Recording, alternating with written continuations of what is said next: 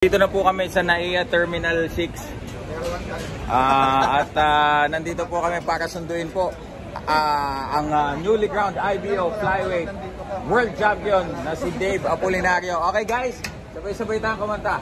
Itataas ang bandera ng Pilipinas. Doberman! Doberman! Yeah! Diba? Siyempre kasama po natin ang mga pinakamalalaking vlogger dito ngayon sa bansa. Mga kasangga natin ha, kasangga natin. 2 million ka, 2 million. 2 million. 2.7 million. 2.7 million. Pogi for life, mainam at pinaunlakan mo kami sa aming partner natin, yung partner natin, isa sa mga trio taga-Pacquiao na rin to, no? Si Sportsman. Well, mga kaibigan, balita ko si Kamao TV nagbebenta na lang ng channel yan. Oo. Magkano? Tapos, ay ano niya madali lang ng palaguin kasi kilala na siya sa o papalagay niya, ibabenta niya naman. Oo, say. Mga kaibigan, Kamao TV, Lodi, magkano mo nabenta yung huling channel mo? Hindi na tuloy. Hindi na tuloy.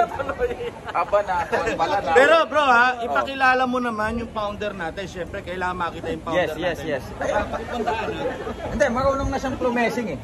Kumbaga sa bilyar, tumatago. Pitik-pitik na lang.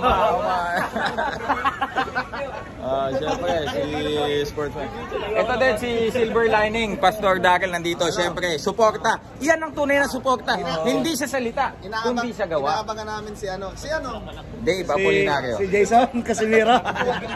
Huwag kang nagmumura bro. Maayos tayo eh. Lang sinabi ko. Mga kaibigan, nakikita nyo naman dito sa poster. Outcast. Meron, ano ang ibig sabihin yan? Oo nga. Ano ba ang malapit sa NAIA? Dampa. Mga kaibigan. So, ay nako, ito si Pao, napaka-sarap kaibigan ito. Kukunin ko nga tong ninong eh. Bro, balita ko. Alam mo naman si Pao, bro. Ikwento mo nga yung... Kahit sino magaya kay Pao, sagot niya lahat. Aba? Oo. Kahit hindi tinatanong, sasagutin niya. Siyempre naman, si Pao Salud din eh. Malakas yan. Gano'n siya Pao Salud! Yo, boom, boom, Pao! Alam mo ba, nung huli-huli kami magkakasama niyan, naglabas yan. Shoutout sa misis ni Pao Salud. Alam na ba? Hindi pa. Nawa ay wag sana ninyong itaga si Mrs. Salud dahil yung 19 mil na pinakawalan niya noon. Kay tata ba yan? Hindi aprobado yun. So, pero binayaran na niya. wala! Ano niya yun? Sabi hindi, babayaran dapat. Hindi. Akin. Oo, siyempre inako ha. Kaya grabe mga kaibigan. Tingnan mo, emotional si Dave Apolinario, tingnan mo. Kasi hindi niya akalain na si Pao nga sasagot ng kanya.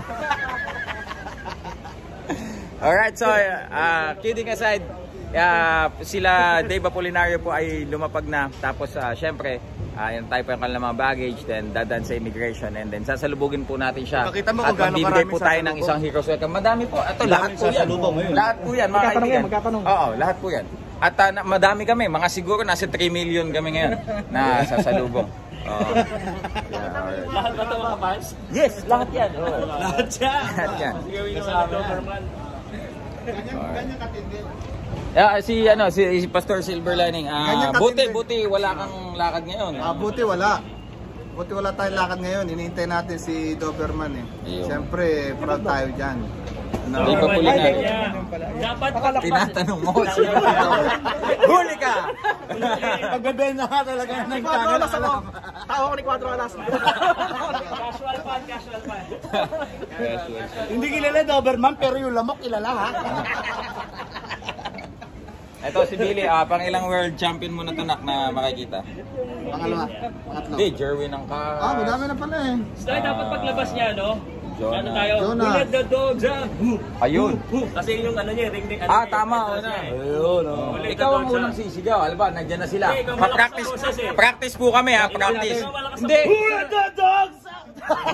Maka-arrestuhin tayo dito. Ikaw na lang.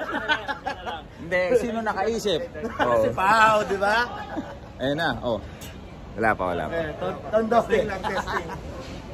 Alam niya ba na dito sa site na to? Sabihin ko kayo, Boss JC.